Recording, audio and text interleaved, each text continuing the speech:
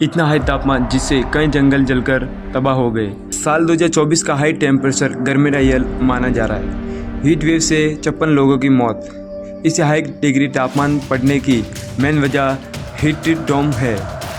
भारत का कुल 24% बागी पर ही पेड़ पौधे बचे, वन बचा हुआ है।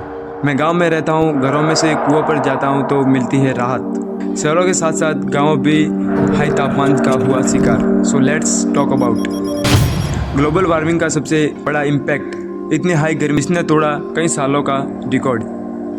साल 2024 को ईयर की कैटेगरी में रखा है। इतनी भीषण गर्मी पड़ी कि कई इलाकों में 45 डिग्री सेल्सियस से ऊपर देखने को मिला तापमान, जिससे ग्रामीण इलाकों और शहरी इलाकों में वाटर टैंक से सड़कों, पब्लिक पैलेस पर राहत के लिए ठंडे पानी का छिड़काव करना पड़ रहा है। इवन पर ईयर तापमान में वृद्धि देखने को मिल रही है। पिछले 70 सालों का रिकॉर्ड 2024 में ब्रेक हुआ। हीट वेव से 56 हेड रिलेटेड डेथ्स हुई, 25,000 से हीट स्ट्रोक केस मिले। हीट प्रेशर इतना बढ़ने लगा कि बड़े फॉरेस्ट उत्तरी अमेरिका, दक्षिणी पूर्वी एशिया, ऑस्ट्रेलिया, अफ्रीका जैसे इलाकों में फॉरेस्ट फायर की समस्या तक बन गई। यह हीट वेव्स यानी लू, गर्म हवाएं भारत के साथ साथ कई इलाकों की समस्या बन गई है। वैसे हीट वेव्स प्लस हाई तापमान बढ़ने के लिए कई रीजन्स होते हैं, बट सबसे ज़्यादा हीट डोम की वजह से होता है।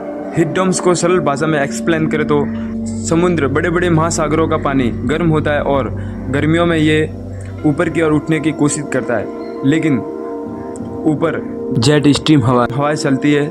जेट स्ट्रीम वे ठंडी हवाएं होती है जो वायुमंडल में ऊपरी सतह पर चलती रहती है। ये जेट स्ट्रीम ऊपर ठंडी हवाएं होती है जो ढक्कन की तरह काम करती है और गर्म हवा को ऊपर उठने से रोकती है, और ये गर्म हवा उसी वातावरण में इधर से उधर होती रहती है। समुद्र की गर्म हवाएं हाई प्रेशर से वातावरण में लू का रूप ले लेती है, हीट डोम की संरचना बनाती है और high pressures plus high waves develop होती है। ये हीट डोम कई दिनों और कई हफ्तों तक बना रह सकता है। दूसरा मेन कारण जो हीट डाउन को भी कई हद तक रोक सकता है अगर लोग इस पर काम करें। आपको पता होगा भारत का टोटल क्षेत्रफल 32,86,262 वर्ग किलोमीटर क्षेत्रफल है, बट इसमें पेड़ पौधे यानी फॉरेस्ट की बात करें तो केवल भारत के भूमि का। मैं गांव में रहता हूं और घरों में गर्मी होती है तो कुएं पर जाते हैं, जहां पर ऑलमोस्ट घर की तुलना में ज़्यादा ठंडक मिलती है।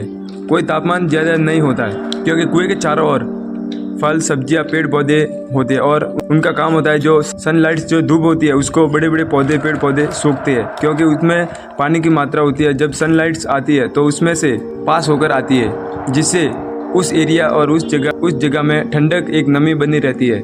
ये बात कोई फैक्ट या किताबों में लिखा हुआ नहीं है, ये हम गाँव के लोग महसूस कर पाते हैं। और आजकल पर्यावरण हास हो रहा है, जंगल के जंगल काट लिए जा रहे हैं, जिसमें सरकार भी शामिल है। आज का ये हाई टेम्परेचर कल 50 साल बाद 60 डिग्री सेल्सियस तक पहुंच जाएगा और 60 डिग्री सेल्सियस से ऊपर जाना यानी डेड।